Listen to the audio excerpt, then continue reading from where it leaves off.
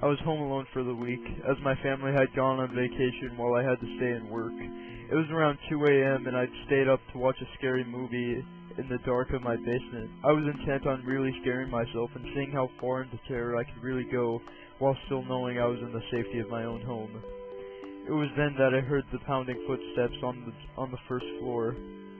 This was a common annoyance when my family was home. Every time they passed through the hallway past the basement door, I heard their footsteps. This time, fear immediately shot through me at the sound. My reflex was to turn the television off immediately. The basement door was up a flight of steps and around the corner, so whoever it was would not have seen any light. I heard the basement door handle click and turn as I sat in absolute darkness. I moved slowly as to be absolutely silent and crawled behind our large television as I passed by inch. I noted with panic that its black screen still dimly glowed. I heard footsteps coming down the carpeted but creaky stairs. I froze in my hiding place, listening for many long minutes. I heard nothing. Had the intruder seen the television's afterglow, or had it faded in time? Was he standing in the pitch dark, listening for me? I seemed to lie there in total silence for an intermediately long time. My panic began to fade, and I began to think more clearly. Had I really heard an intruder? Could someone possibly be standing there in silence for so long, making any noise? The basement was so exceedingly quiet that the silence itself began to hurt my ears. Could the unknown person really avoid any noise from shuffling or breathing or anything else? If there was an intruder, the creaky stairs were incredibly loud. The door handle creaked, and we wouldn't know how to mask his footsteps on the first floor so that they couldn't be heard down there. I began counting in my head, trying to pass the time. As drool left my mouth on the carpet, I didn't dare swallowing. I reached 60 seconds, twice, 30 times, 60 times. By now my fear had faded and I was more confused than anything. I estimated I'd been crouched in the absolute black for almost 2 hours and had still heard nothing.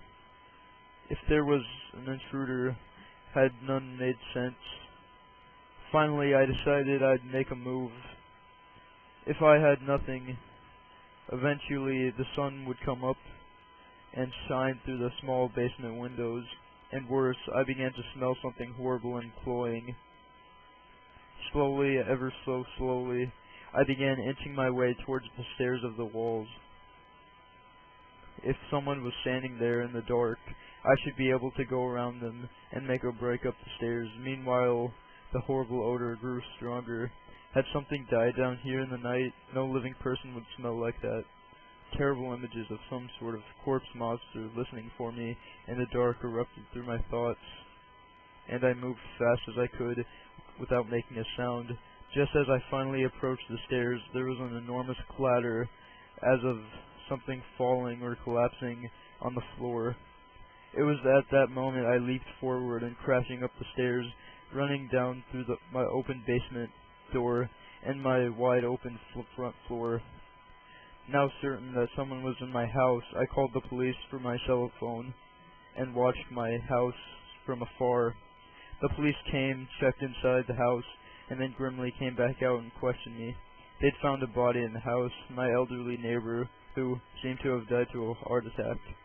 Their belief was that I must have left the front door unlocked, and he must have wandered into my house while dying looking for help.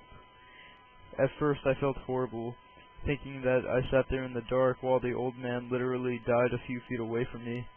Then it occurred to me, what the heck was that loud noise of things falling that last prompted me to bolt up the stairs and out of the house? I asked the question, and they confirmed. My back door of my house had been left open as well, near a single bare footprint in the mud. Somehow, for some reason I'll never know, there was someone else in that basement with us, silent, waiting and listening in the dark over the fresh corpse of an old man. Thanks for watching my creepypasta videos. You can watch my other ones right here.